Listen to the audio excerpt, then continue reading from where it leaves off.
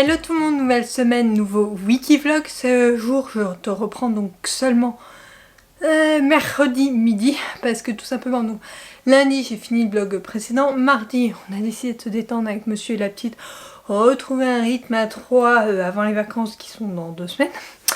Enfin pas à la fin de cette semaine, la semaine prochaine, donc une semaine et demie à peu près.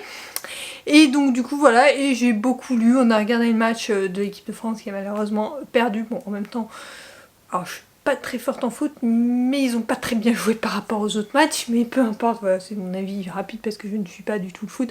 Mais les coupes du monde, c'est vrai que j'ai tendance à les suivre, pareil pour le rugby, je ne suis pas l'année en dehors de Montpellier et quelques trucs par là. Le sport que je suis c'est la F1 et tu le sais très bien.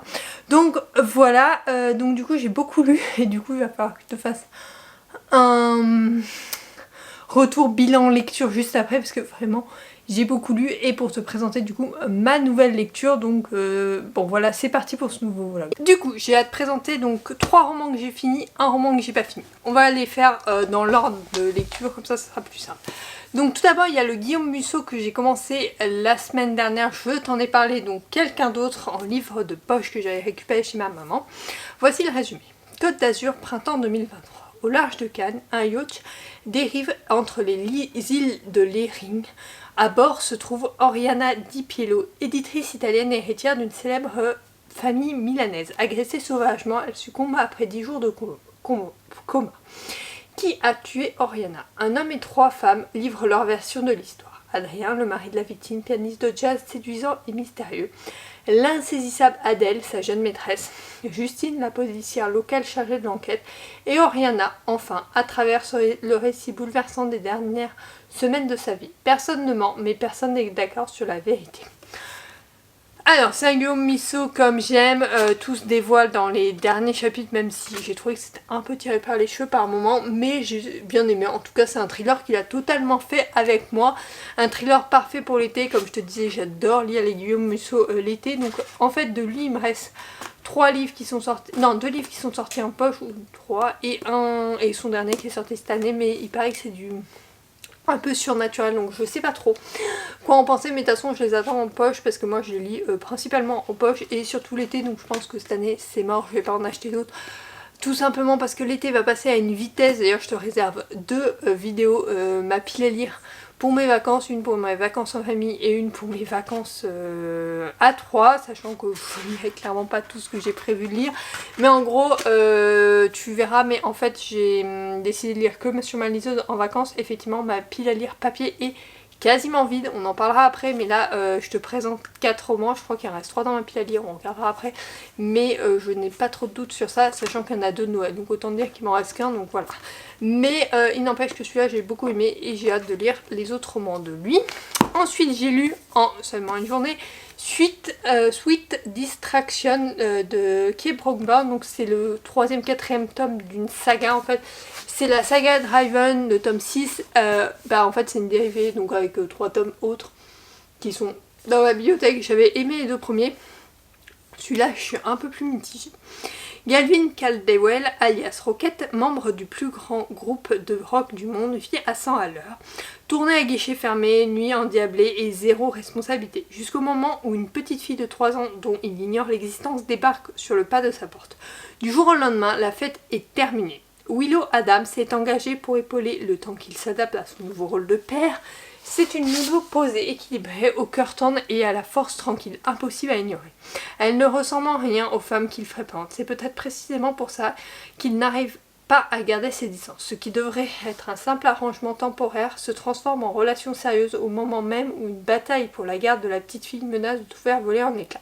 Rocket n'avait jamais voulu être père, mais maintenant, il est prêt à se battre bec et ongle pour l'adorable enfant qui a bouleversé sa vie et pour cette femme tombée du ciel qu'il n'avait jamais vu venir. Alors, je dois te dire, là, lu comme ça, le speech est génial, l'intrigue est super intéressante, mais je trouve que la petite fille, dans son évolution, n'est pas assez développée. J'aurais voulu en connaître plus sur elle, savoir comment ça allait évoluer entre eux, alors que là, on est plus basé sur la roman. Je trouve que c'est légèrement déséquilibré et j'aurais voulu que ça soit aussi centré sur Poppy, la petite fille du coup, bah, il va devoir s'occuper. Et je trouve que son évolution est trop mise à côté, ça aurait mis une autre dimension à ce roman qui a déjà cette dimension, donc je trouve ça un peu dommage de pas avoir tiré plus sur ça. Donc voilà, c'est pas une déception, mais voilà, je suis mitigée. Ceci dit, je l'ai dévoré en une journée, donc autant dire que ça l'a fait totalement avec moi. Mais c'est vrai que ce côté-là, j'aurais bien voulu qu'il soit légèrement plus développé. Et enfin, devant le match, je me suis fait Failure to Match de Kira Passy. Oui, je t'ai dit que j'avais enchaîné, je les ai enchaînés ceux-là. Jackson Sinclair ne croit ni au destin ni à l'amour. Il est arrogant, bourreux et insupportable et accessoirement milliardaire. Pire, je suis désormais son entremetteuse attitrée. Je n'ai jamais échoué à trouver l'âme sœur d'un client jusqu'à lui. Il m'a fait vivre 8 mois d'enfer conjugal avant même d'être mariée et j'ai la liste des cœurs brisés pour le prouver. Mais pas question de perdre le job de mes rêves à cause d'un milliardaire aussi agaçant que magnétique, ni de ses exigences impossibles pour dénicher la femme idéale. Le plan est simple, m'introduire dans son penthouse, me faire passer pour son rendez-vous, arranger et découvrir ce qui cloche chez lui. Facile, non. Ne sait même pas à quoi je ressemble, sauf que je manque de me noyer dans sa piscine et convenu de ma véritable identité et me voyait coincé à ses côtés pour les 30 prochains jours cauchemardesques. Et s'il ne le savait pas encore, il vient de rencontrer sa parfaite adversaire. J'avais beaucoup aimé le premier tome qui était un mariage arrangé. Là, c'est une nana qui doit chercher un homme pour un milliardaire. Et finalement, bon, tu as compris, ils vont développer des sentiments l'un pour l'autre. Ce que j'ai aimé, c'est que le personnage masculin, donc Jackson, a du mal, amicalement parlant, et même avec ses sentiments amoureux, en fait, il les refoule beaucoup et du coup il n'a pas vraiment de proches en dehors des gens qui travaillent pour lui. Donc voilà, j'ai trouvé que cette dimension était bien abordée et bien faite. Après j'ai apprécié Gemini qui est douce, calme et posée. J'aime bien ce type de personnage qui est un peu moins rentre dedans et tout ça, même si elle a son côté aussi, son petit caractère, j'ai trouvé un peu plus douce et posée et j'ai trouvé ça super sympa. Du coup j'ai totalement adhéré à cette lecture, je l'ai lu en seulement une soirée, autant dire que je me suis couchée tard. Avec un bébé qui se lève à 6h30. Je t'avoue que j'ai pas fait le truc le plus stratégique, donc hier je me suis couchée à plus de minuit, le match était largement terminé, mais je voulais le finir tellement je voulais savoir comment ces deux personnages allaient se retrouver. Oui, parce qu'on est sur le schéma classique de la romance, donc ils se séparent au bout d'un moment, mais voilà, j'ai vraiment adoré et voilà, il peut faire des heureux, franchement c'est original. Il faudrait que je me tourne plus vers des romans de maison d'édition que je ne connais pas forcément, parce qu'on se découvre des pépites. Celui-là en fait j'avais le tome 1 dans une masse critique et du coup j'avais sans hésiter acheté le tome 2 et j'achèterai le tome 3 qui sort en avril, qui s'appelle Hate Me Like You Men Hate. Mon accent toujours excellent, bien évidemment. Et du coup maintenant je commence Envolée de Gilles Cara, donc aux éditions Hugo. C'était un poche que j'avais acheté à l'époque de sa sortie. Tombée amoureuse encore et tombée encore et encore, au risque de tout abandonner. Passionnée de planche à voile, Sacha se prépare à un avenir olympique. Aujourd'hui, même si son corps veut l'y contraindre, elle n'est pas prête à renoncer à son rêve. Le retour d'Ange, le meilleur ami de son frère dont elle a toujours été amoureuse, va bouleverser toutes ses certitudes. Malgré ce qu'il s'était promis, Ange est obligé de revenir dans cette petite ville qu'il a vu grandir et s'effondrer. Les souvenirs douloureux refont surface alors que les retrouvailles avec ses anciens amis sont explosives.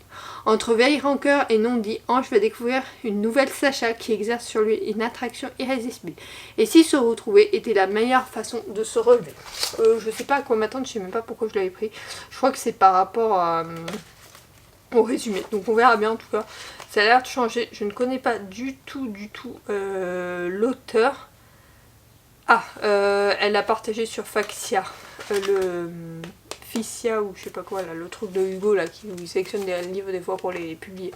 Donc du coup voilà, à voir s'il me plaît. En tout cas je vais me lancer dedans, c'est un poche comme ça, comme demain je suis en présentiel, je peux me l'embarquer.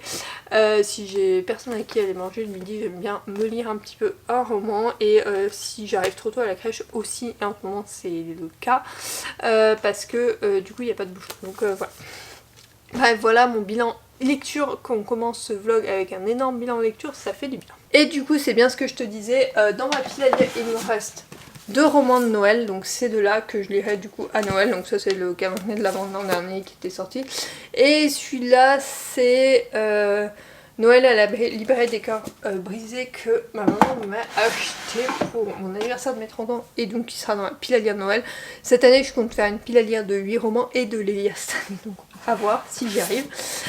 Et sinon il me restera Midnight de Acacia Black, à voir si je lis cette semaine ou la semaine prochaine, ça va dépendre de mon avancée, mais en tout cas ça sera ma prochaine lecture. Je vide complètement ma pile à lire, l'objectif était d'aller voir ces 2 étagères vides avant de partir en vacances. Pourquoi? Parce que j'ai quand même pas mal de romans sur ma liseuse à découvrir et que je voulais repartir de zéro un peu sur ma pile à lire papier, sachant qu'il y a 2 romans qui m'attendent chez ma maman, mais c'est des contemporains et je voulais lire un peu plus à mon rythme et aussi découvrir d'autres romans, notamment sur liseuse, parce que c'est un peu plus simple sur mon rythme de vie aujourd'hui. Donc voilà, j'achèterai toujours des livres papier, mais voilà, ça risque d'être un peu plus vide et ça c'est plutôt pas mal. Donc j'ai reçu un petit cadeau pour la petite pour son anniversaire qui est donc vendredi.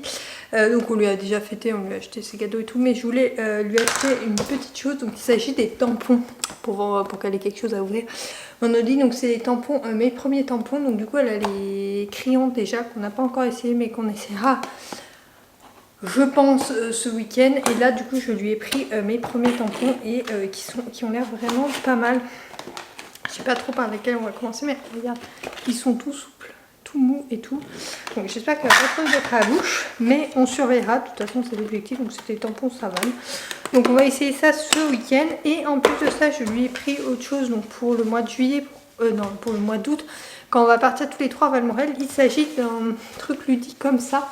Donc en fait le principe c'est de... Donc tu as un stylo comme ça mais tu n'es pas obligé de te servir du stylo. C'est tu peux écrire avec de l'eau et tu le mets à sécher et c'est bon.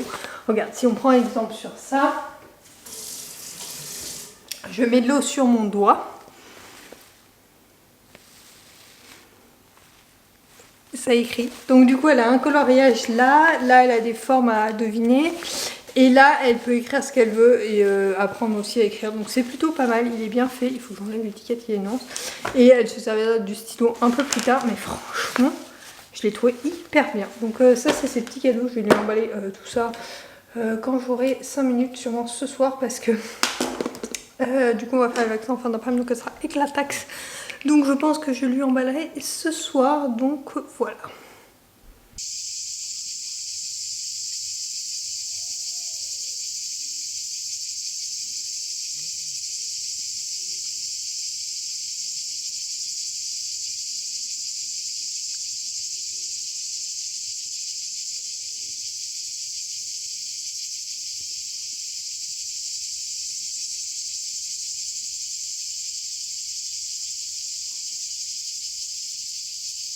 Je t'avoue que je ne t'ai pas repris parce que ça a été une semaine chargée la semaine dernière entre le boulot, enfin le boulot pas trop chargé mais il y avait plein de trucs à faire, et le perso où j'avais pas mal de choses à faire, notamment il y a eu les vaccins des 1 an qui se sont bien passés, mais bon apparemment c'est la semaine prochaine où on va subir sûrement quelques boutons et de la température.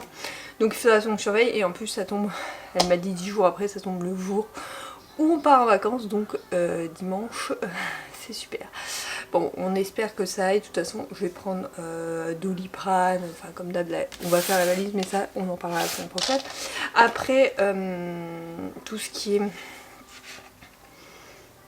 J'ai fait les courses et tout ça, on a reçu samedi soir, ça s'est très bien passé et on est allé chercher les chaussures de la petite. Je les ai pas prises là mais je te mets une photo là.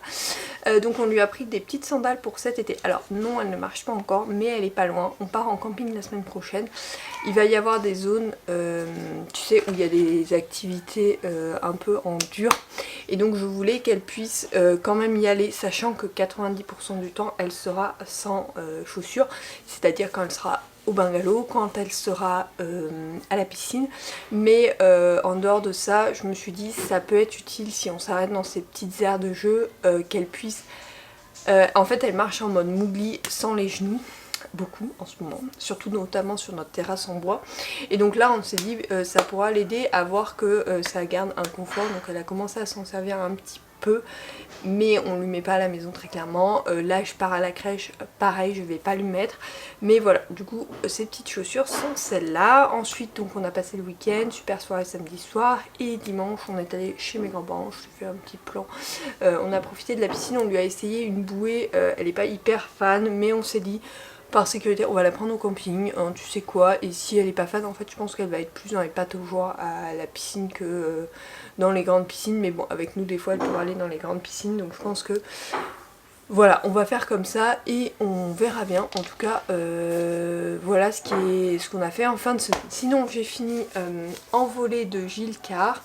Bon, je t'avoue que le résumé me tentait beaucoup à l'époque, mais l'intrigue est beaucoup trop, un peu trop jeunesse, pas trop développée, enfin je sais pas, ça l'a pas fait avec moi. Je suis sûre qu'il pourra trouver son public parce que l'univers est hyper sympa, le style de l'auteur va bien, mais je sais pas, ça l'a pas fait avec moi, l'intrigue m'a pas emballée, les personnages non plus, j'ai eu du mal notamment à m'attacher à Sacha, je me suis plus attachée à Ange finalement, donc voilà, c'est une petite déception pour moi, donc voilà, c'était l'avant-dernier de ma pile à lire papier comme je t'ai dit, là j'ai commencé le dernier, donc le Acacia Black que j'ai dû te montrer en début de semaine qui me restait à lire, je l'ai juste attaqué, j'ai dû lire un chapitre. Donc autant dire que je te le présente pas là, hein, on verra ça la semaine prochaine, mais ce week-end comme il y avait Grand Prix et tout ça, j'ai pas eu de temps de trop lire, puis on avait pas mal de trucs à faire et je vais plus scroller sur mon téléphone, pas forcément bien, mais voilà. Donc du coup je le lirai cette semaine, il n'y a pas de souci, il y a des fois des week-ends comme ça, mais sachant que j'avais enchaîné 4 romans la semaine dernière, on va pas se mentir, ça fait beaucoup. Donc voilà, donc je vais ranger celui-ci et je vais donc du coup commencer le Acacia Black un peu plus en profondeur ce lundi, sachant que je te reprendrai du coup dans un nouveau wikivlog dans la journée, parce que là on est le matin relativement tôt, enfin 8h moins le quart. Donc voilà, j'espère que ce wikivlog un peu beaucoup lecture t'aura plu. La semaine prochaine on va recomprendre les wikivlogs un peu spécialisés, notamment un wikivlog préparation des vacances en camping avec un bébé. Oui, parce que alors pour les vacances je te fais juste un topo. On part une semaine en camping et une semaine à la montagne, et ma fille reste une semaine chez ses grands-parents à la montagne.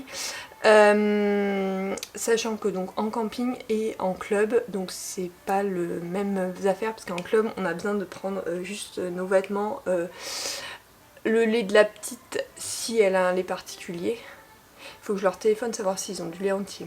Oui, parce que je discutais avec la pédiatre, ah oui, topo de la pédiatre, donc elle a très bien grandi, elle a très bien grossi ce mois-ci, elle a même fait un pic de croissance qu'elle nous a jamais fait en un mois.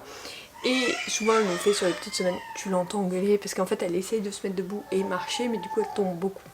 Donc elle pleure pas mal, mais on la rassure et elle recommence. Et du coup, topo de la pédiatre, on lui a demandé le lait, parce que tu sais qu'on est sur du lait en poudre à l'heure actuelle, donc savoir si on recommençait du lait 3e âge en poudre ou si on partait sur du lait normal. Là elle me dit vous finissez vos boîtes, sachant qu'il m'en reste donc une entamée et 2 neuves, donc on va... Et après vous passez sur du lait entier de vache normal et on voit. Donc je la revois fin août, je pense que fin août on sera sur, on aura fini le lait en poudre, et donc on verra à ce moment là si elle digère bien le lait de vache, sachant qu'elle mange des yaourts et sachant qu'elle peut manger un peu de tout au niveau yaourt.